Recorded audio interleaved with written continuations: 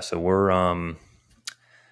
I don't go. I live kind of outside of the kind of the main strip Probably why. area, whatever. But sometimes I go there to see artists, musicians, whatever, that sort of thing. And yeah, I mean, it's like they've like shut down all these roads, I guess, because they didn't want those I guess expensive vehicles to be driving on just regular roads with like potholes all over it. So I Peasant guess roads. maybe they thought it was a like risk or something. Yeah, I don't know. So they've been like shutting it all down, repaving everything, and it's yeah, it's like it's in the strip. It's kind of yeah. crazy. I feel like if you had like a good hotel room or whatever, you could probably just watch it from there or something, Yeah, which well, is you pretty you wild. can. I mean, they're trying to, like, block it off, like, even businesses around, I was reading they're trying to, like, put up barriers and stuff so that if you don't, like, pay them some stipend or something, then you can't actually see the race at all, so they're, like, blocking off as many areas as they can, but there's hotels and stuff everywhere that are huge. I don't know how they're gonna try to, like, lock it down like that. Yeah, they're like dozens of stories high, so Yeah. it's a pretty tall wall that you have to build up there It is. to keep Yeah, people from, like, seeing through or whatever, yeah, but some of the packages that they have are crazy expensive. I mean, it's Vegas, I guess they can make everything expensive, but it's pretty well, wild. yeah, if you could have even gotten one, Right. it sold out, like, so quickly. I mean, Yeah, I I don't know, know. I don't even think I had a chance at it, which is kinda crazy, so No, I know. I was gonna go to Circuit of the Americas this year in Texas, and same thing, it sold out so quickly. With Netflix having their Drive to Survive show, it's, like, gotten so popular now, and now I can't get into anywhere, it's annoying me. yeah, man, why has everybody gotta ruin stuff, I don't know. We were having a great time until it Yeah. got until Until it got that's on like, "Oh, TV. I used to listen to that band in high school, and then, before they were popular." Yep. Yep. Exactly. Once people find out about it, it gets ruined, except Yeah, for SolidWorks. More people, the better. that's More right, the people, the more people, better. the better. That is true. Where in Texas was that? It's in Austin. Oh, okay, cool. Yeah. And come to find out, my neighbor's family had a house, like, right by the circuit, which I didn't even know until they sold it, and I was like, "Oh, that would have been perfect."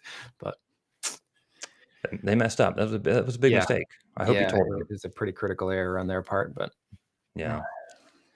You gotta don't work. have I mean, do you have, like, Formula 1 races over where you're at? No, so where I am we have Watkins Glen that's, like, maybe an hour from me, so that is a track that they used to race at, like, in the '70s, so my dad would go down there and watch the Formula 1 races, but they haven't raced there in a really long time. Um, but Canada is the closest one to me, and it was always, like, on my birthday weekend, so I always thought about going up there, but it's the track is, like, on an island in Canada, so it's, like, there's, like, one road in and one road out, and the parking is always a mess there, and you can't really see that well from the track, so I don't know, I never made it up there for that one, but I would love to go to, like, Spa or something cool, just make a vacation out of it someday. Oh, man, that would be amazing.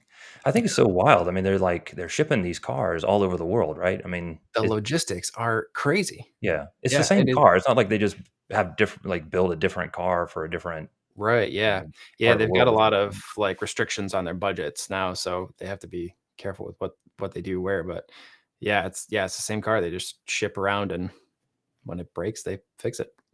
It's crazy. Wow. Well, But, yeah, I oh, would love to see, information just on that side of it, just moving all of that equipment and people around the world. Obviously, they try to, like, sync things up with where they are, but it is impressive, just that side of it alone, just moving things around the world that quickly. yeah. I wonder if anybody in the chat's had a chance to see any Formula 1 or racing. Yeah. Let us know in the chat, guys, if you've seen anything. We got people from all Yeah, over the I was place just here. looking at somebody mentioning Bahrain circuit, that's a great one. Who said that? Oh, Al Where are we Salam? Yep, I think just popped Oh, up, yep. cool. Bahrain. Oh, man, that'd be cool. Yeah, that's a great circuit. Lued from Tunisia, welcome. Thanks for joining us. Joe Lance, hey. Hey, Joe. All kinds of people. Sampath from Sri Lanka. Man, everybody from all over the place. Ramu from India. Praveen from India.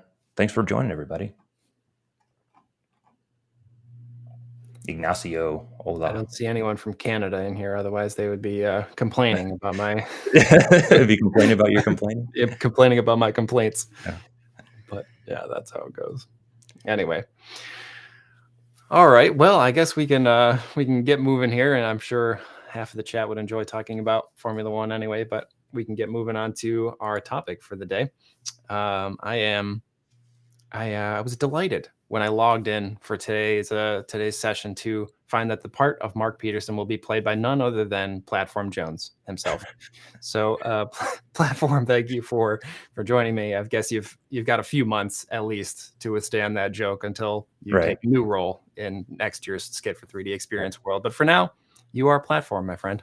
You'll be happy to know I'm not using a corded mouse. So Perfect. yeah. I wasn't even worried about it. Ugh, it just makes me shiver every time. Gross. Absolutely. Well, thanks for joining me. This is going to be a cool session. We've already got a ton of activity in the chat. Seems like there's been quite a bit of buzz on the web about this episode. So I think it's going to be pretty fun. Obviously, a cool topic, something that everybody's interested in, no matter what you do in SolidWorks. There's a certification for it. So this should be a fun episode. I'm looking forward to it. Yeah. Cool. Yeah. So yeah, thanks for having me, Jesse. I'm looking forward to it as well. So we've got a lot to cover. So let's just dive right in. I'm going to start with some PowerPoint. I know, sorry. It's just there's a lot of like upfront information, and then we're going to get into SolidWorks. I'm going to show you some meat and potatoes. Okay. I'll So take your word for it. We better get there. yeah. All right. So let's get that going. Let's see. All right. So first and foremost, what is the SolidWorks certification program? So we just kind of get this idea out of the way. So SolidWorks certification program is a worldwide industry recognized benchmark system to measure your knowledge and proficiency with the SolidWorks suite of software. So it's not just SolidWorks CAD, but a bunch of other stuff too. It started in 1998 with the Certified SolidWorks Professional exam. Yeah, that's almost immediately.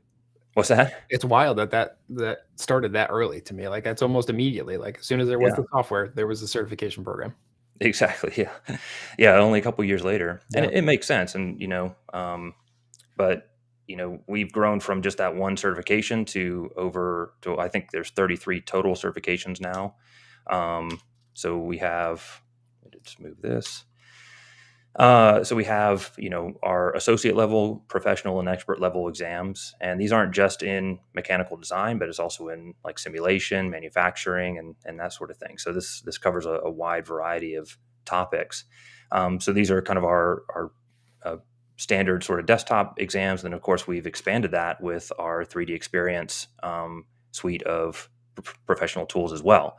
So we have our associate level and professional level exams of these, like, so for example, our 3D creator role, our 3D sculptor role, 3D Experience SolidWorks role. So, these are specific exams to our 3D Experience suite of products. So, so it's all over the place, lots of stuff there. And I think you talked with Mike Bucket, who leads the certification program and I did, manages that yeah. team. Live from 3D Experience World in February. Yeah. Yep. I see him in the Um, chat. Mentioned Yeah, that. yeah, and he's Great. joining us today as well. Yeah. So, hey, Mike, thanks for joining us. Correct us if we say Um, anything wrong. but I think you guys went over like how many certifications there were. What was Yeah, that? he had some staggering stats. I think it was, and Mike, you're here, so you can correct me, but I think it was like 690,000 certified users, like total at this point, which seems impossible to me. That seems impossibly high. But yeah, that's amazing. SolidWorks and 3D Experience certified users. Wow, yeah, and that was, I mean, several months ago. So, I mean, at this point, we might even be close to 700,000 or something. So, Yeah, maybe you can um, give us an update in the chat. But yeah, it was far higher than I expected. yeah. So you have to wonder, okay, 700,000 of these things, like, so what for? Like, why are people doing this? And so, I've kind of talked with the team, and I've talked with some people who've taken it, and, I've taken a lot myself. Jesse, you're CSWE, right? Yep. Yep. Yeah. I'm CSWE as well, have been since I think like 2014 or something. So a long time. And between the two of us, we've probably taken every exam that's available. I Yeah, mean, probably. so, and there's a lot, there's a lot there. So, but why? Like, why are people taking these exams? And so I think probably the number one reason is, if you're looking for a job, being SolidWorks certified definitely helps you stand out from the crowd, right? So that's just something that employers look for. Put yourself in the seat of the employer. If they want to make sure that you have a certain proficiency with this suite of software, seeing that certificate, gives them that, comfort that you have that. Otherwise, the employer would have to kind of come up with their own, let's say, SolidWorks test or something like that, and it won't be Yes. nearly as good as the SolidWorks certification test. Yep. So that's a big reason, but it's not the only reason. I mean, if you're already employed, it's a great way to show your employers, that you're, willing to invest in your professional career, and moving forward with that. It shows them that you're still willing to learn and excited about this industry and that sort of thing. So I mean, that's beneficial there too. If you're a student, I've taught many students how to take the CSWA exam. If you're a Yeah. student, again, looking for a job, your first job out of school, having that certification, definitely will set you apart from the rest of the crowd if you can get it. Yep. So Yeah, we talked about that too at TCAT in Nashville last year with their students taking the exams and everything. It's a great way to give yourself some kind of gauge of where you are. yeah. However, it's not just that's not the only reason. I mean, what about just taking it for yourself? I mean, I think a lot of us, we've maybe been self-taught in SolidWorks, let's say, and we want to know, do I really have it? Do I really know it? I can do my things, but how is that based off of a standard? So I think for a lot of people, you could take it just with the confidence and knowing that you've achieved this level of proficiency in this tool that you use day in and day out. And this could be helpful, if you wanted to start, maybe your own business doing CAD work, or something like that, maybe doing that on the side. Having that certification lets your clients know that you know what you're doing, that you're going to give them quality product at the end of the day. So that's helpful. Yeah, But maybe absolutely. the most compelling reason to me is, maybe you like to party. I don't know. Jesse, do you like to party? I love to party, Mark. Okay. So, I think about CS or 3 Experience World fondly, all the ones in the past. And if you're CSWE, there is a special event that you get to go to for free at 3 Experience World, just for other certified SolidWorks experts. And so, to me, I think that's really cool. Do you remember any of the past ones, Jesse? Any stand out to you? We've had some cool ones. Just this past year, the venue that we had, it was Pins Mechanical. I think I Yeah. got the Yeah. name of that right.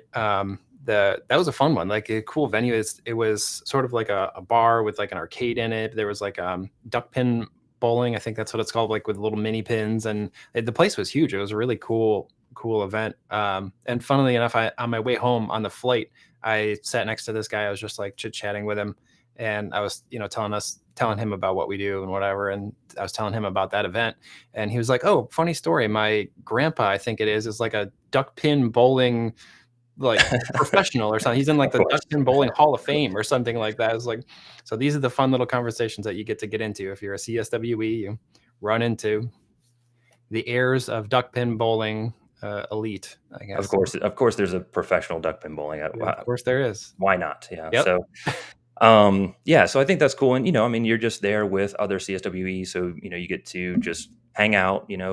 Uh, have a fun activity and just kind of chat, nerd out with some of your friends about Yeah, we've got a SolidWorks. comment on San Diego, which I know we had mentioned at some point. You and I, we talked about that one. That's a cool one. Oh yeah, yeah. So we got to go on the USS Midway, Yeah. which is incredible.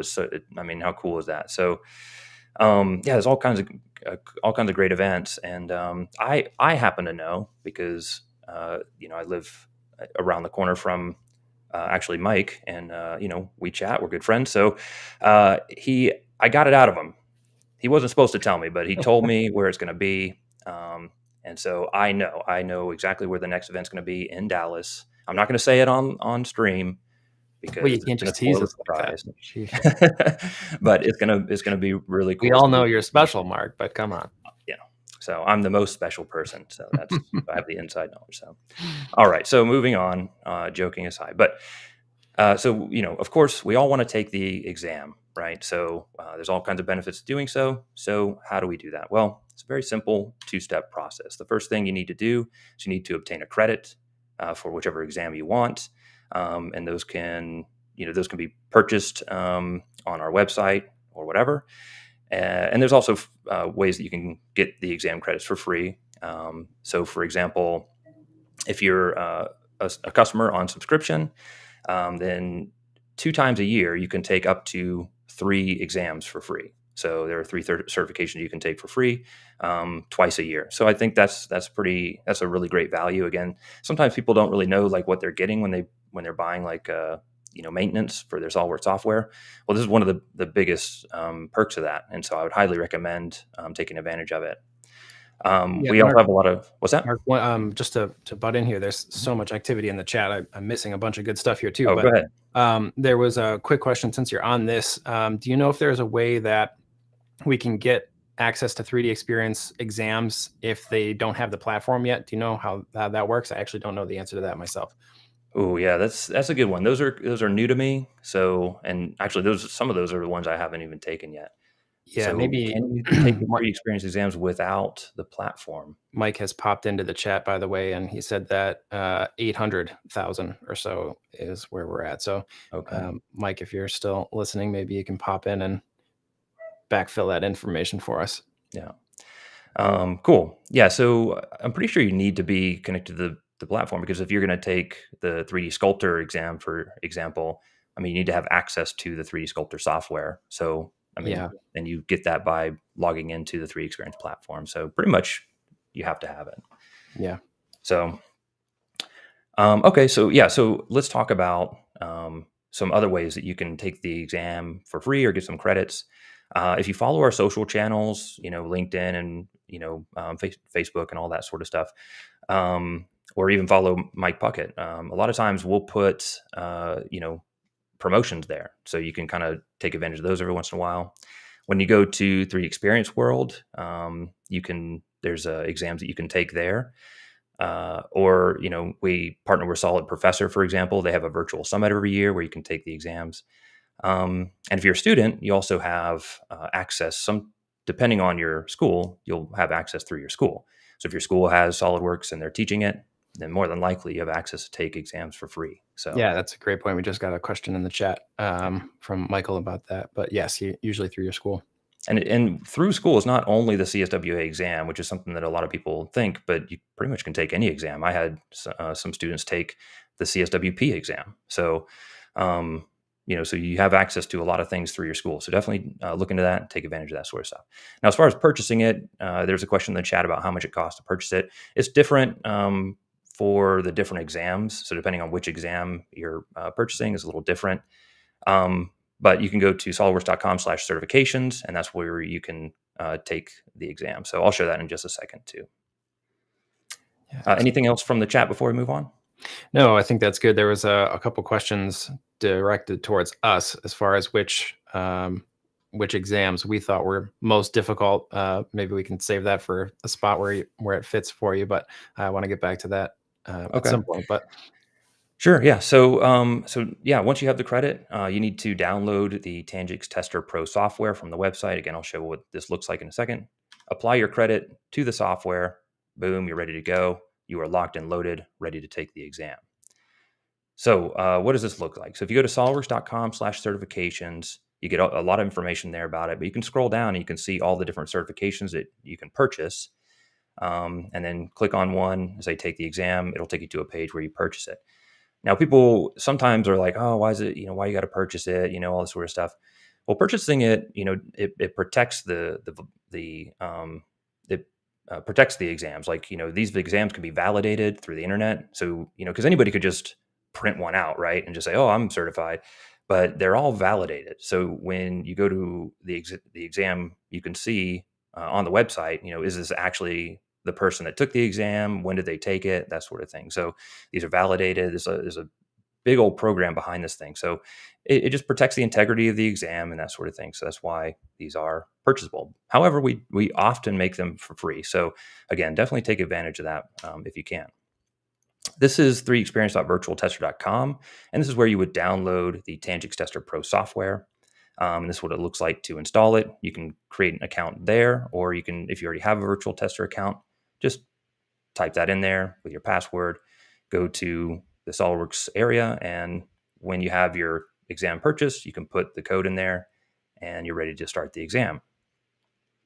So real simple process for taking these exams. Now, the next thing we want to know is, how do you pass the thing? All right. So you spent the money or you got it for free or whatever, but now you need to pass it. You want to get that certification, get all those benefits. So I would say the first thing you need to do is you need the skills.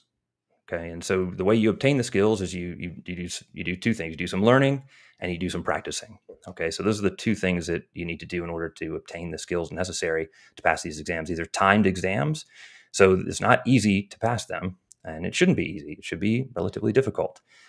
So with that said, what is the learning that we need to get? Where do we get this learning from? So if you go to this URL at the bottom of the screen, this is going to take you to our official training. So we have official training that's given in person or over the web, but by an actual real human being, by our reseller partners. And the first exam you should take is all the way there on the left-hand side called Essentials.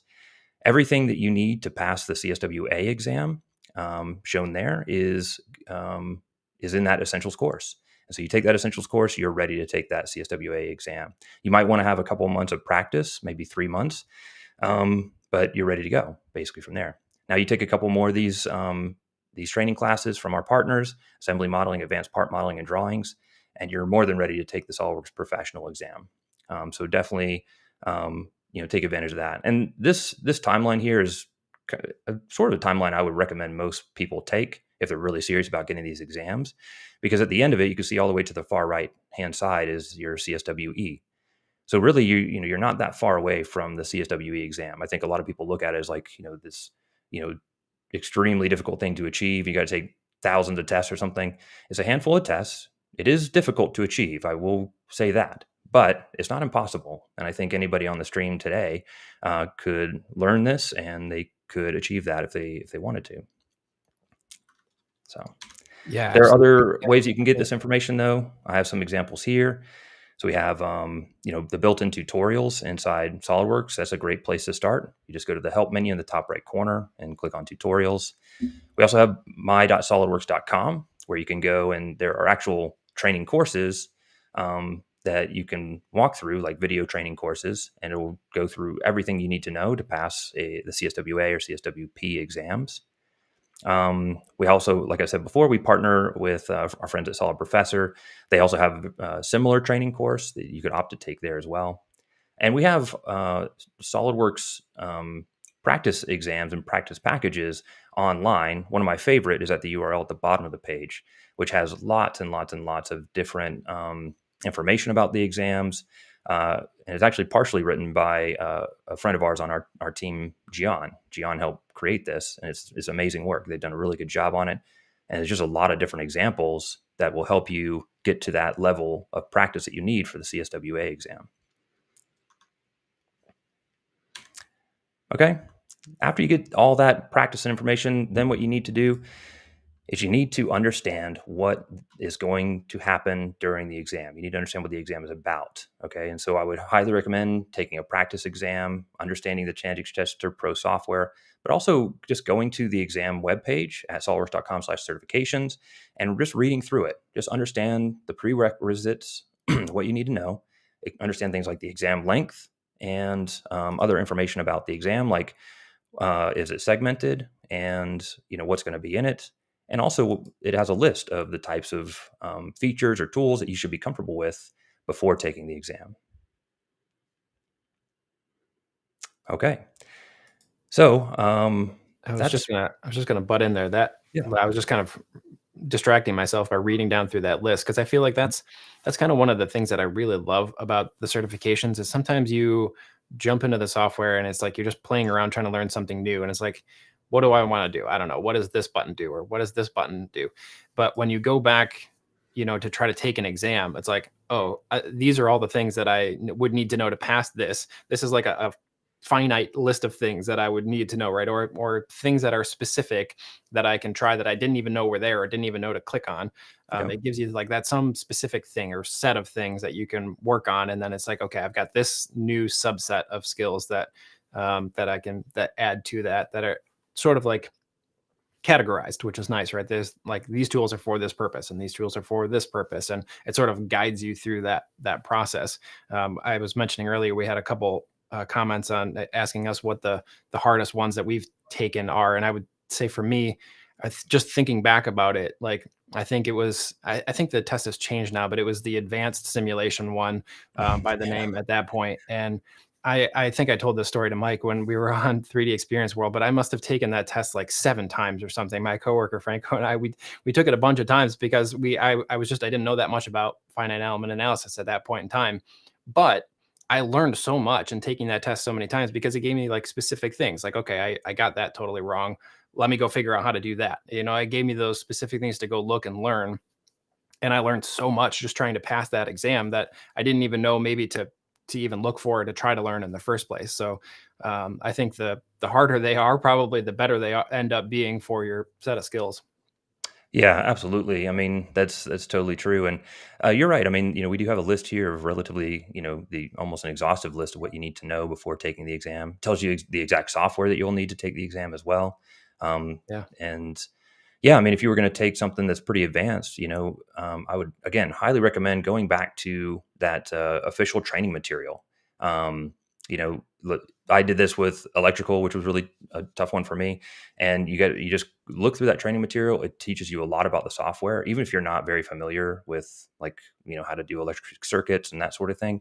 You look through the software and it teaches you step by step a lot of the stuff, and then that's most of what's going to be in the exam. So you're pretty close to ready to go after going through some of that exam material. Yeah. So, okay. So, generally, keys to success, right? So, um, you know, this is going to be for the first few exams that you're gonna take in your SolidWorks career, CSWA, CSWP, that sort of thing. But just to get you started, I would say for every new part that you create, make sure you do these three things first. Check your units and make sure the units are correct based off of what the exam is asking you to do. Apply a material. That's very, very important. I'm going to explain why in a moment. And then save the document. The last thing you want is for your computer to crash or the software to crash, something like that, and you're losing losing, wasting time, whatever, because you're recreating something. So save early, save often, of course. And in SolidWorks, you can also turn on the backup save option if you want to do that. The next tip I would say generally is to use global variables in SolidWorks equations. You don't have to do this, but these are time tests. So anything you can do to shave off a little bit of time is going to help, and global variables definitely helps. I'll show you that in a moment. Another one is to just keep it simple. When I kind of proctor these exams and I'm looking at what people are doing during the exams, they're overcomplicating things. And it may be because of lack of experience, that sort of thing. But try as hard as you can to just try to keep things simple. Keep your sketches simple. Do multiple features. That's fine. You don't have to cram everything into one single sketch. I know a lot of people like to sketch that way. You can do that if you're comfortable, but I would say the best thing to do, keep it simple, break down the problem, and then move forward. Get very familiar with keyboard shortcuts. It's no secret that keyboard shortcuts are the fastest, or the keyboard is the fastest input device for your computer. So the less mouse movement you have, the more uh, the less time you're going to waste. Moving the mouse across the screen and all that sort of stuff. So spacebar is useful for that orientation. I use spacebar all the time to get to my isometric view. The isometric view I look at is sort of like the home base, and I check that against the exam to make sure that they look about the same. The S key is the shortcut menu, and I use this to apply certain tools that I find useful. But also, you can search any command from the S key, so definitely use that. And I also like the D key, which brings the confirmation corner to your cursor, and again, that's just a lot less mouse movement. Another key to success is that you can skip questions. Don't think that when you start taking the exam, the least difficult question is going to be the first one that's asked. It's not necessarily the case. It could be a very difficult question. If you're really stuck on it, feel free to just move on to the next question. Come back to it later. You don't have to get 100 on these exams to pass. So, you can miss a question here or there. And so if you spend half the time on one question because it's a difficult one and is confusing you, then you may not get to the other ones that you'll actually get correct. So, and then finally, of course, go to solidworks.com/certifications to look at those sample exams. Yeah, those are Okay, so great tips. And we also had a couple people saying in the chat there that they recommend using dual monitors, which Mm. is something I forget about because I always have dual monitors. Yeah. Yeah, that's a great point. Having a couple monitors does help a lot. That's right. Yeah, exactly. Because you can have the testing client on one monitor and SolidWorks on the other. Of course, I'm broadcasting today, and so I get to use one monitor. So Yeah. if you don't have access to two monitors, I'll show you how you can make it a little bit more manageable. So, so great. So let's get into SolidWorks then. And something that I will say you should do before taking the exam is load up SolidWorks, make sure everything's working the way you want it to, and also just load up a drawing. Especially, I'm going to show the CSWA sample exam today, but this is really important just to get something in SolidWorks. That way, we can kind of test some things out and that sort of thing. So no need to waste time, opening up a drawing while you're taking the exam. Again, this is timed, so you have a limited amount of time to take it. All right, so I also have my my Tangix Tester Pro here. Just close this out. Okay, and so we're gonna just kind of try to manage these left and right a little bit. So what I like to do is just kind of move my window over here, maybe just kind of squish it a little bit, and that way I can see my client. Okay, so I've already logged in as I showed in the video earlier. So I'm going to click on SolidWorks. Of course, if you're taking a different exam, like something from our sister products, you can do that here, or 3D Experience exams there. But we have SolidWorks. And from here, I'm going to click on the Associate Mechanical Design, and there's a sample one. There it is, Sample CSWP. So you could take this one as well. That's a free exam, so you don't even have to have any kind of certificate or anything for that. Select your language and click on Start Exam. It says you're about to start. It's asking, are you really sure? I'm going to say yes. It's going to ask me again, are you really, really sure? It's kind of like Who Wants to Be a Millionaire, apparently. So Absolutely positive. Of course, read that and then hit agree. All right, and now we have our exam here. So this is going to give us some information on the exam. So it's going to say your exam. Let me know if you can see that well. Yeah, we got it. Great. Okay. This is 5 questions. Again, this is just the sample exam. You can answer them in any order you prefer. Use the summary screen to see the list of questions you have or have not answered. Once you click End Test, you will not be able to return to your question, so be careful about that. You have 45 minutes to complete this exam, where the actual exam, I believe, is about 3 hours. Minimum passing score is 75, and we're using Virtual Tester. So hit Next to continue. Good luck. So we'll say Start Examination. Open on my other screen here. And okay. What? Oh, okay. I have already taken this on this account, so I can't see it again. You said earlier that you've taken every exam possible. Okay. And you were correct, including this one. All right. Sorry about that. Okay. Let's try something else here. That's okay. I have a backup. So we've got all sorts of great conversation going on in the chat here. People pinging each other for unrelated things. That's amazing. What are they doing? People getting just pinging each other with questions there, talking offline. We've got all sorts of SolidWorks people on here today. Cool. All right, I'm going to try one more topic here, Mark. Let me just scroll through the. There's so much activity in the chat. I'm missing things. Let me scroll through and see. If you mentioned anything super helpful, put it in the chat again so I see it. All right. Let's see if I can take the full exam on this one. Hey, everybody. All right. Sorry about that, folks. The home team today, Matt Clegg says. Oh, man, it's downloading a lot of questions for me. This one's extra hard. Yeah. Start that. Okay. Nope. Okay. It's great to see everybody on here today.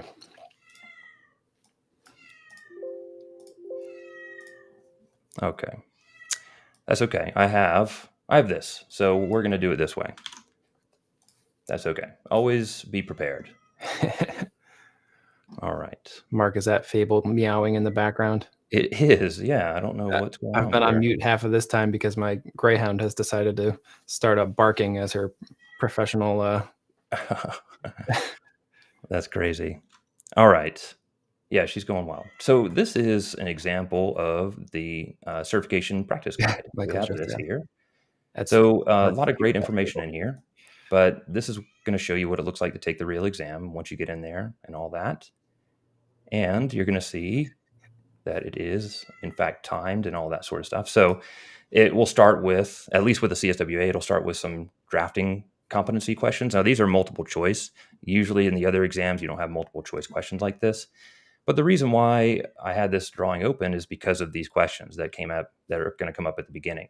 So, for example, here, this question is asking you to create a drawing view B that is, or sorry, it says to create the drawing view B, it is necessary to sketch a spline as shown on drawing view A and insert which SOLIDWORKS view type, section, crop, projected, or isometric. So, how would you approach this problem? Well, I would start by, just kind of looking through these and figuring out what doesn't make sense. So, if I look at, for example, a section view, I can hover over this and I can get some information on the section view. And does this look like what's pictured? Not really. But if I had more questions about it, I could go and open up the section view and just click on this help icon. And that's going to load up the help for me where I can get more information about section view. But maybe better than that is, to just kind of try a couple things. So I know it's not section view. I know it's not an isometric view because that's an isometric view there. What is a projected view? If I look at projected view, that is just going to project a different view. So that's probably not it. It should be a crop view. So what does a crop view look like? Well, let me try it out real quick. So if I go to sketch and I grab a spline tool and I create some kind of spline thing that looks something like what's pictured, and then go to drawing and crop view, there you go. It's created this view that's cropped out the rest of the drawing. So the answer there would be B, crop view. And of course, if I wanted to check that, which I wouldn't recommend doing in the middle of trying this exam, but it's at the bottom of this PDF file, you can check the answer there. So it is in fact crop view. And there's a couple more questions like that in the CSWA exam. So for the next section, we now get into some part modeling. And we're going to use these images here to answer questions 3 and 4. Before I get into actually creating the drawing or creating the part file, let's first try to understand exactly what they're going to ask us. So with this, we have a block that we need to create in SOLIDWORKS, of course. The unit system is millimeter gram second. So that's important. Remember those first 3 steps I was talking about before. Make sure you set your units, make sure you set your material, and save. Okay, you have decimal places of 2. Part origin is arbitrary. It doesn't matter where the origin is for the part. It says all holes are through all unless shown otherwise. The material is AISI 1020 steel. And just in case we wanted to double check, it does have the density here, 0.0079 grams per millimeter cubed. Okay. So it's now going to say that it has these dimensions here, A, B, and C, which correspond to A, B, and C in this part drawing. So we have all that. So that's the information that we're working with. Now the question is, what is the overall mass of the part in grams? And we have options A, B, C, and D. And this is interesting too. And it's only for the CSWA exam that you have this, but this is a nice benefit of the CSWA, which is that the first question in these series of questions is a multiple choice. So it does kind of help you get on the right track as far as, making sure that, you are confident in your answer. Yeah. So we have to figure out what the mass is of the part and then compare it to this list. Yeah, Mark, I was just going to say we have there's a comment in there in the chat that says the questions are mostly based on finding the mass, and of course that's just kind of an easy way to track if you've got the geometry right. Right, is kind of just track the volume. But to your point here, some of the questions do kind of cascade, right? So if you get the first one wrong, then you're working off of that and working off of that. You could end up compounding that issue or having some kind of knock-on effect of your errors. So it is kind of nice in this case that you've got a quick check, at least in the first go around, to see if you've got the right spot there, because there is the potential of that happening. Yeah. So even if you think that, you're just going to go straight into CSWP exam, which you could do, I mean, I still highly recommend taking CSWA because it kind of gives you that understanding of how these exams work and the flow of them and that sort of thing. Yep. And there was another comment from Jacob here asking that the mass needs to be within 1%. There is a small window for that. Some of them are multiple choice, right? So you pick the one that's the closest, or ideally you're spot on, right? Yeah. Um, so It, you it, pick sh- that one. it But should be spot on. Yeah. some of them you do actually just type it in, right? But there is a small amount of wiggle there. I don't know if 1% is actually what it is. Maybe Jacob knows better than I do, but there Yeah. is a little bit of a wiggle on it.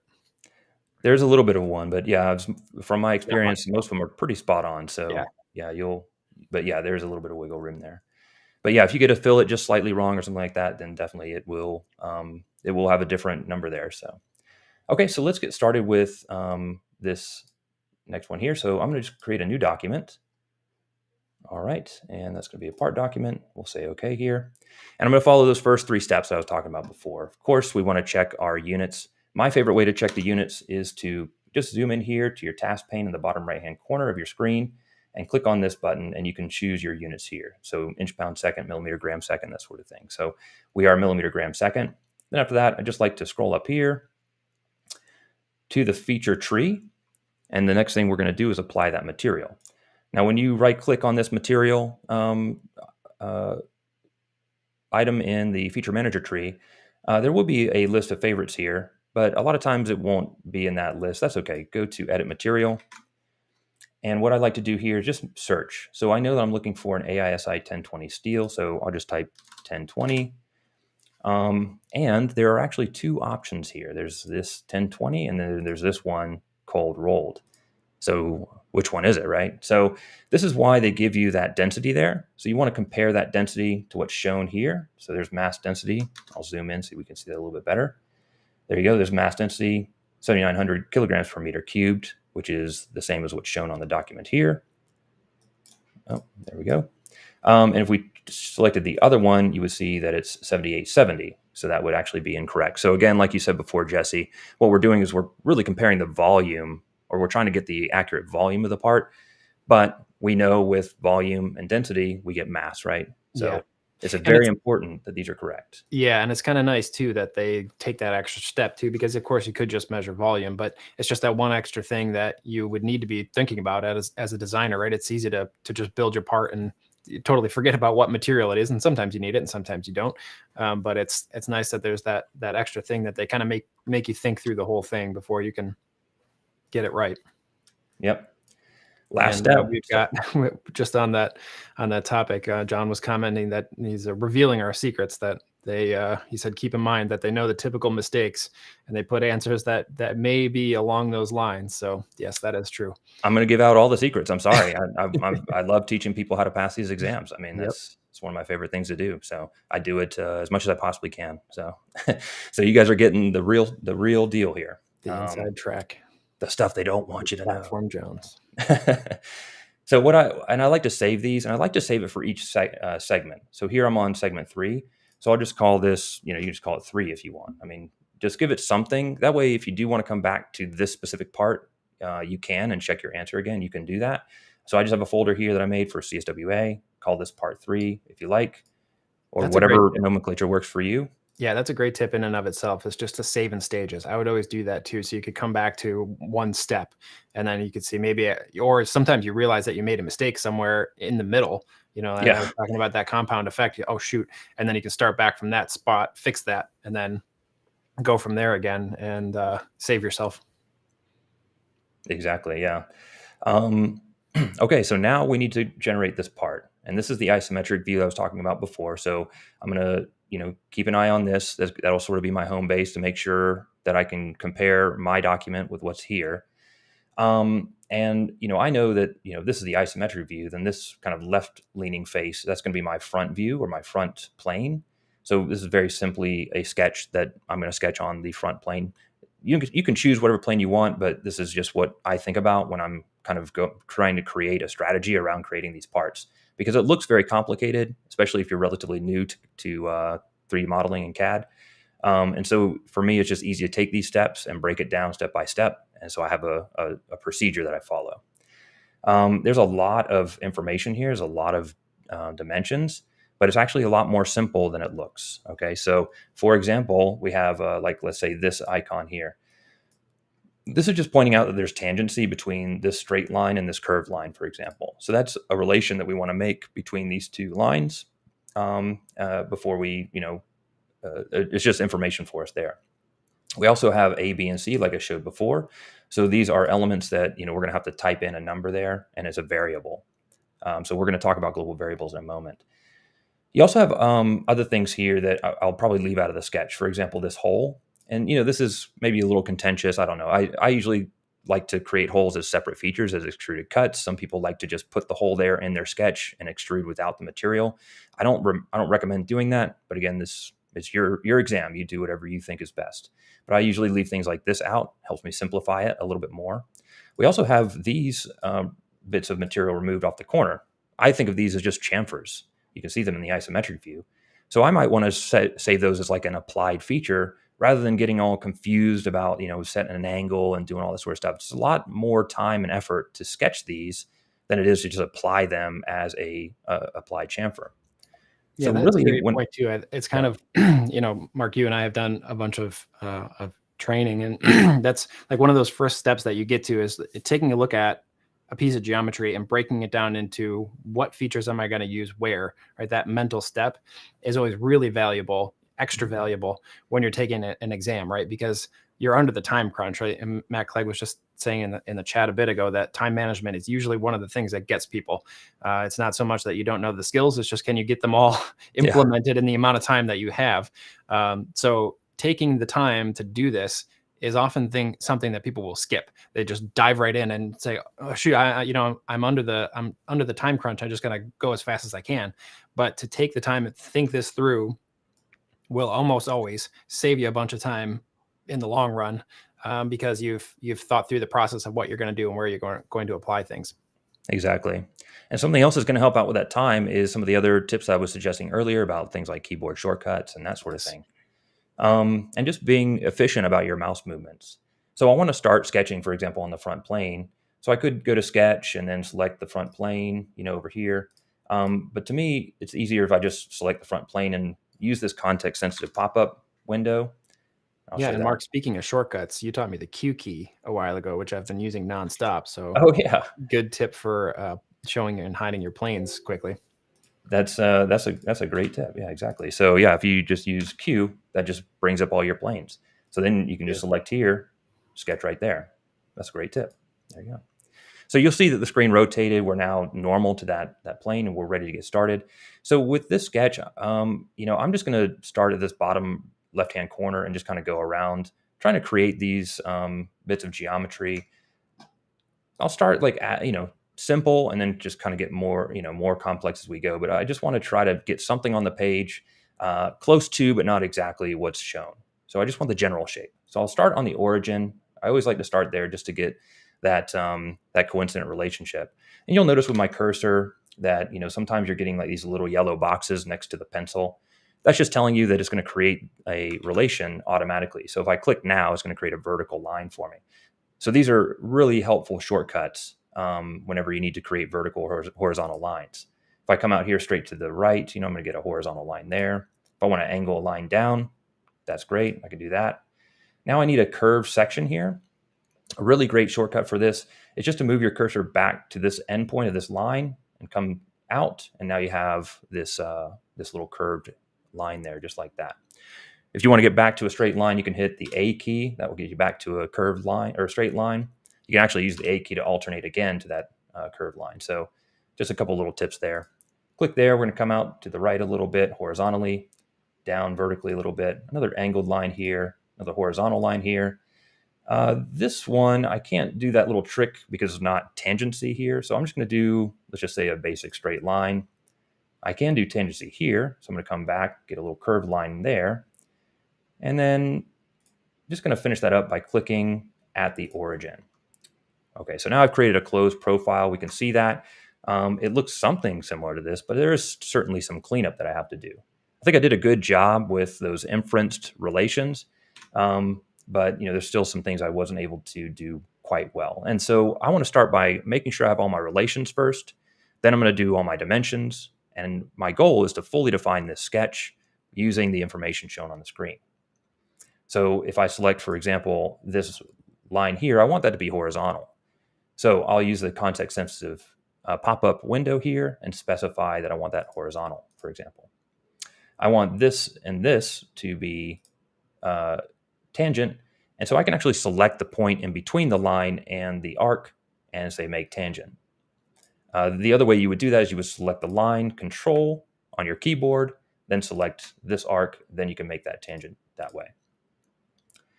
This is the line that really wasn't supposed to be there. So I'm just going to get rid of that using delete. And now what I want to do is use a 3-point arc to create this arc here. But instead of going all the way up to my sketch toolbar and selecting 3-point arc here, I'm just going to use the S key on my keyboard. And that brings up my commands that I can quickly access here. Now, these are the default commands that are on there. And you can do 3-point arc straight from here, but you can also search any commands or tools right there if you want. So here's my 3-point arc. So I'm just going to select one point, the other point, and then just some sort of midpoint there. Okay, hit escape to get out of that. And we're looking pretty good. Now, this is just a general layout of what this should look like. I need to apply dimensions in order to fully define this. And fully defining is very important. If your sketch isn't fully defined, it's likely that you will probably get the question wrong. So all the information you need is going to be here. So just make sure you use all that information and use it in the way that you're doing here. With dimensioning, I usually like to start with the larger dimensions first and move to smaller ones. So the largest dimension here is going to be A, then B. So I need to know what A and B are. So there's A and B, 81 and 57. So time to use the Smart Dimension tool to start defining my sketch. So I could, again, go all the way up to my Command Manager toolbar and use Smart Dimension here, or I could use the S key. There's Smart Dimension on that one. Or if you want to, you can play around with the Yeah, we just got a comment from mouse gestures right in the chat there. Yeah, mouse gesture wheel. Yeah, I forgot what it was called for a second. So if you click and hold your right mouse button and kind of wiggle it around, you have by default these 4 quadrants that you can just swipe through. So if I swipe through this top quadrant, my cursor is now a Smart Dimension tool. If I do that again, it turns it off. So that's a very fast way of getting to that Smart Dimension tool if you want to try to use that. That can be configured to 8 or I think even 16, which is probably a bit overboard, but 8 is probably a good sweet spot. So we need to dimension these. So for dimension A, I'm going to select these 2 lines, drop this down, and click here. Now, there's a reason why I put the dimension down here, and it's often overlooked, but it's something that you will do over time as you complete these exams because you recognize how powerful and useful this is. What I'm doing here is I'm just trying my best to make sure that my screen looks as close as possible to what's been given to me. And so what I'm going to do is try to place these dimensions in the same exact place. That way, if I don't feel confident about my answer, I can always look back and just double check and just go left and right. Kind of, what was it? You were in the doctor's office and they had like the little book where you had to like see what was wrong on one side, what was on one side wasn't what was on the other. Or something one of these things is not like the other kind of a thing. Yeah. So that's just a helpful thing to do, and you have to place it somewhere. So why not place it in a place that's useful to you? That's a really great tip, actually, and it's something that you may or may not think of, right? Like just match it right up so you can very easily look back and forth. Exactly. That's an excellent. So in this case, the dimension is 81. When I hit enter, you'll see that actually the first dimension of the first sketch in SOLIDWORKS will automatically scale everything down to that size. That is and it won't blow your sketch up. In SOLIDWORKS sketching. Well, yeah, one of my favorites of all time. So helpful. So the next largest dimension is going to be B. So again, I'll select these 2 lines, place over here to the right-hand side, and now we're going to type 5.7. And I'm using my right hand to type this on my 10 key. You can use the numbers at the top if you want, but the fastest input is going to be to take your hand off that mouse if you're right-handed and jump on that 10 key. So that's 57, enter. There you go. Okay, and now I'm just going to proceed by, I'm not worried exactly which ones are larger. Just like the difference between 32 here and 29 does not matter to me. Just as long as, they're relatively larger ones. So I'll say 29. It's not that important that we have to choose the exact ones. But just as we go around, you just want to type in these dimensions here. Yeah, and Jacob had another comment in the chat about you were just using mouse gestures, and he said he docks the toolbar so you can get to the evaluate tab for using measure. I switched that on my mouse gestures. I customized that, so I do measure straight up in parts and assemblies, so that it's just like the same kind of mindset. I do dimension tool straight up for sketching and drawing, and then the measure tool straight up for parts and assemblies. Just so I'm always kind of thinking in that same mindset. I just go up to measure, whatever mode I'm in. Yeah, great tip. Love it. Okay, so I'm adding some of these dimensions here, and I do want to add a couple more things. The idea here, what we're seeing is that as I dimension these lines are turning from blue to black. So that's we're fully defining these, which means they have no place to go. If I hit the escape key and I'm trying to figure out why something isn't dimensioned, I can just click on a blue endpoint and drag it around and see what's going on. I usually like to leave it kind of way out of whack so that I can then apply the dimension. So here it looks like I need like a length or an angle or something applied here. So let's use the Smart Dimension tool, and I'll select the line and a horizontal line. And now I can create an angle for that. Now remember, in SolidWorks, you have 4 aspects of this dimension. So you want to use the one that's represented on the drawing. So here I want to use this kind of smaller acute angle and set that to 10, enter. And there's my 10 degrees, and you can see that line is now turned to black. However, the endpoint is still blue because it can move around. So maybe I need to add a dimension for that radius there. So we'll specify that. And we'll say that that's going to be a radius of 19. Okay, and you see those lines turn to black. Okay, we also have a radius here. That's going to be 5. And we have a radius here, 29. Okay. We have a distance here from that line to this point. Okay, so it's going to be 29.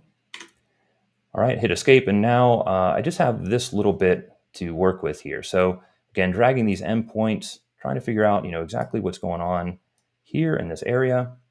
Well, one thing I'm noticing is as I drag that endpoint, it looked like that was tangent, but it wasn't. So that's important. Let's go ahead and make that tangent. That's helpful. And then now when I move it, it moves as kind of a system. So it looks like I need to do something here. Let me look very, very closely at this document, because sometimes it can be a little tricky. You'll notice here, the radius of 29 for this arc has a center point for that arc. And that center point looks like it's coincident with this line. It doesn't say that explicitly, but I may have to make that assumption at this point. It also looks like it's 19 millimeters from this bottom face. So let's go back and let's see if we can apply that. Let's select this point and control select this line, and I'm going to make those coincident. All right. And let's kind of zoom in a little bit there. And then now let's use Smart Dimension tool from that point to this horizontal line there. We'll make that 19. That looks pretty good. It seems like all the endpoints and lines are changed from blue to black, but how can you verify that? Well, if you look at the status bar in SolidWorks, just go all the way down here, you can see that this says fully defined. There we go. So I know that this sketch is fully defined, and I've used all of this information here, so I'm pretty confident that this is going to be correct. Okay, now remember, I did leave out some things. So I do have this hole here, for example, to work with, and these chamfers. So let's finish up with this. Let's go to features now, and instead of getting out of my sketch then going to features, I'm just going to go straight to features to extrude. Now this extrusion is C millimeters thick. So I need to know what C is, which is 43. So we'll type that in here, 43, enter. And then I'm going to hit enter again, which will confirm it. So again, another quick little shortcut there. All these little shortcuts, they do add up over time. And I'm going to use Control S on my keyboard to save that. So again, using the keyboard for a lot of things over here. Now, one thing that comes to mind now that we're at this point, now that you've got some geometry, is you went in, you made a straight line where that 3-point arc was going to be, deleted that, put it back in. At this point, totally cool. But I mentioned just a minute ago You go through, you get halfway through a process, realize that you messed something up. You want to go back and fix it. Just one thing to mention is the replace entity is there too. So if you have things that are dependent on that sketch and that geometry further down the tree, you may not want to go willy-nilly just deleting things. In this case, Yeah, totally fine. There's nothing dependent on it. But replace entity might be a good chance to use that, right? absolutely. And where is replace entity in here? Yeah, it's in there somewhere. Let's find it. Come on. Might have to use your S key and search for it, because that's what I do every time. Just search for everything. I love the S key, search for replace. There's replace entity. So it says replace this entity. So I'll say this curved line with this one, that line. And you also have the choice to make a construction or just straight up delete it.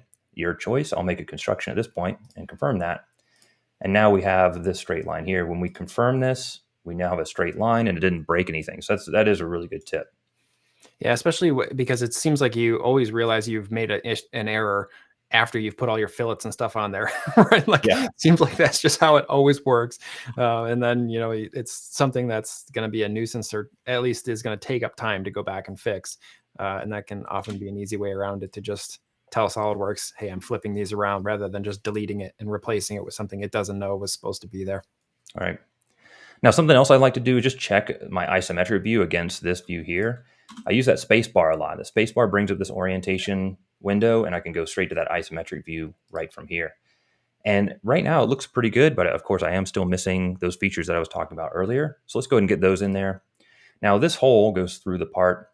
Instead of finding the front plane and sketching on that, any planar face in SOLIDWORKS can be sketched on. So the easiest thing to do is just select this big face right here. Select on that. Again, use my context sensitive box to create a new sketch on there. This new sketch icon let me zoom in here, is a little different than this one. This is the edit sketch one, which I was using just now to show the replace entity option. But we have this create new sketch, and now we're normal to this face. So S key, find that circle command or circle tool, and we're going to use smart dimension here. That's, I believe, 14. Just while you're setting this up, Mark, we got a couple questions in here. Sure. Yeah. Comments saying they want to learn the software. You are in the right place, my friend, to learn the software. We do this fairly frequently, so keep stopping back by the channel. We do this all the time. Hang out, talk about something, and try to teach each other things. Yeah. What else? That's what live design is all about. That's what it's all about. We are live. We are live. What else? Oh, we got somebody asking what the topic is. We're talking about certifications today. Yep. So Mark is just kind of going through a mock certification exam here. So he's just kind of setting it up, giving some tips and tricks on how to pass these exams. And man, we really appreciate your confidence in our program. I mean, you showed up without even knowing what's going on. I mean, we love that. That's awesome. So yeah, it's okay. Well, hey, it seems like it's bringing some value to people. So that's what we're all about here. Okay, so I sketched the circle, dimensioned it. Now I want to create an extruded cut. Again, using that S key, I could do extrude right here.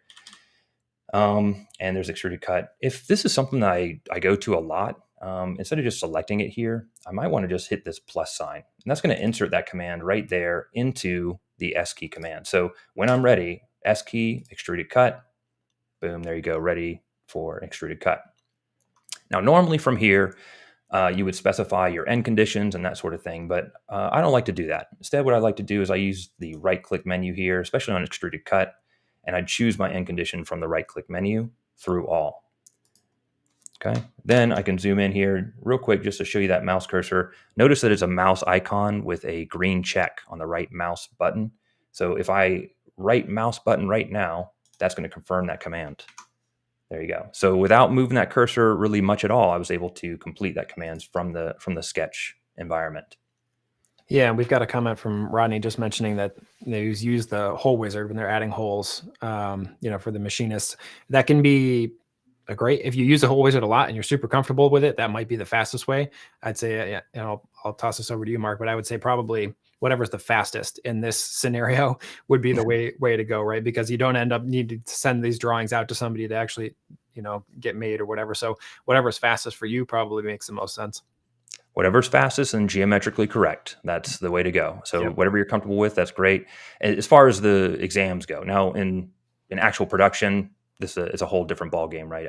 And I think that's the point that you're trying to make. Yep. And we totally appreciate that, of course. So, but right now our goal is to beat the clock. And Yep. so, we have to be fast. And as long as the volume is correct, and in fact, I will say, I don't really bring this tip up a lot, but you actually don't even need to do this stuff. You don't need this. This hole can really be anywhere you want, to be That's a good completely point. honest. Yep. Because what we're looking at is really the volume. So if you want to shave off a little bit more time, you can just leave that hole wherever you want to. Now be careful, because if the geometry changes and that hole falls off the part or something, now you got a big problem.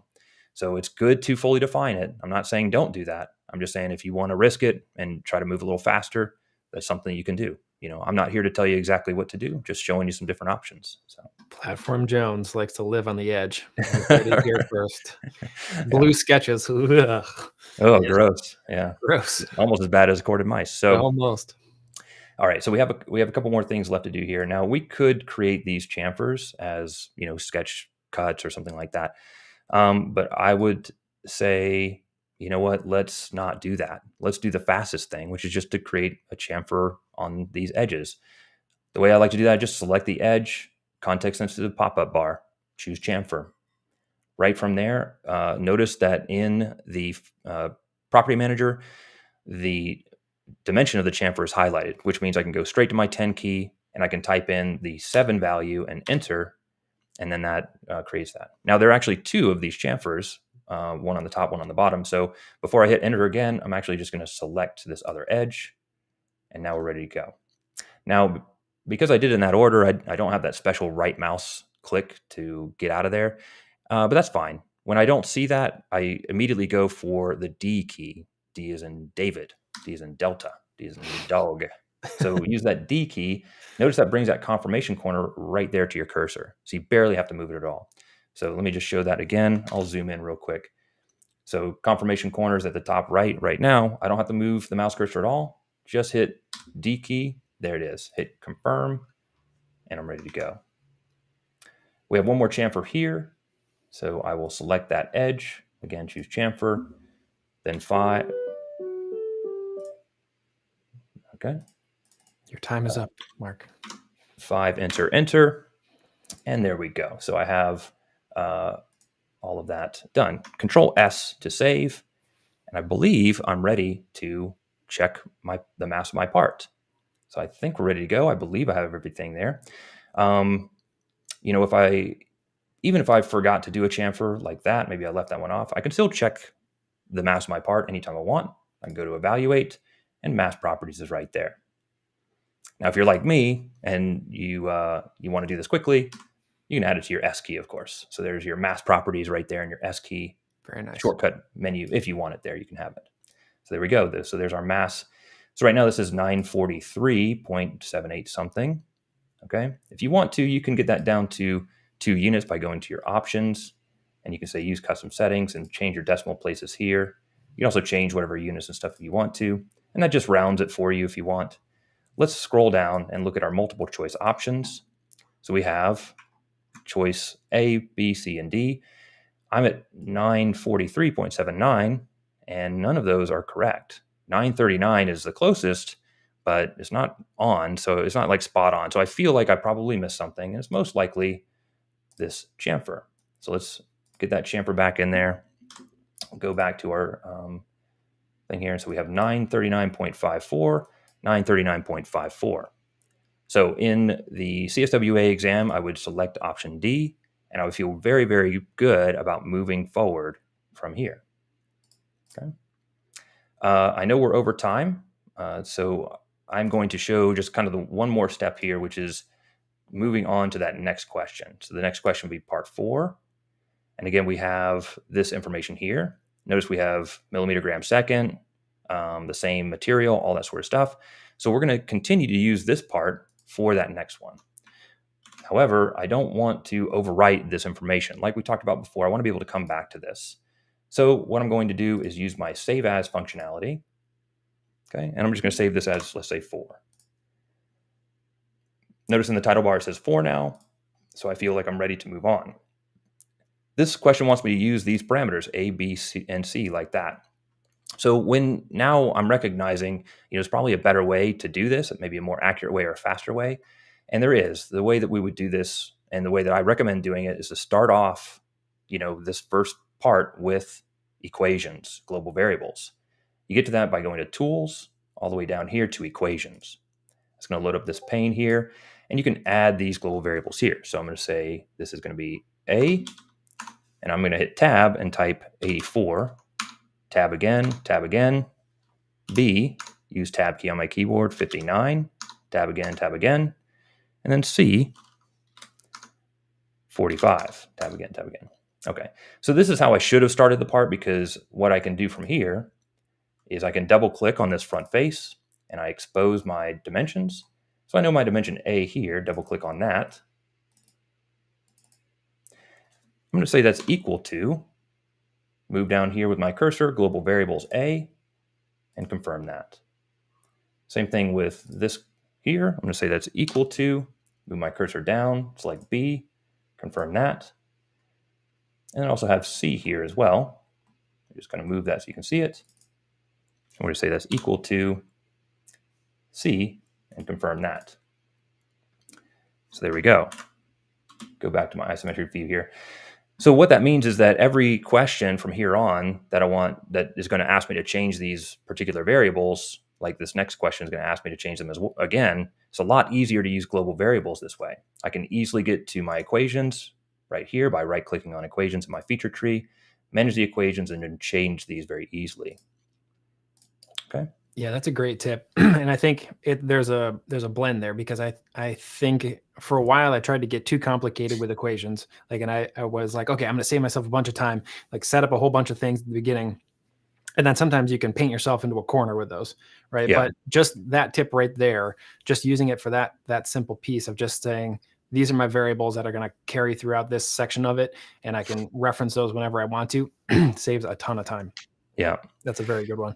I see Franco is commenting in the chat there on the same thing. Franco is the one that I mentioned earlier, that he and I were slugging our way ththrough the advanced simulation test in parallel. We were both taking that and trying to pass it.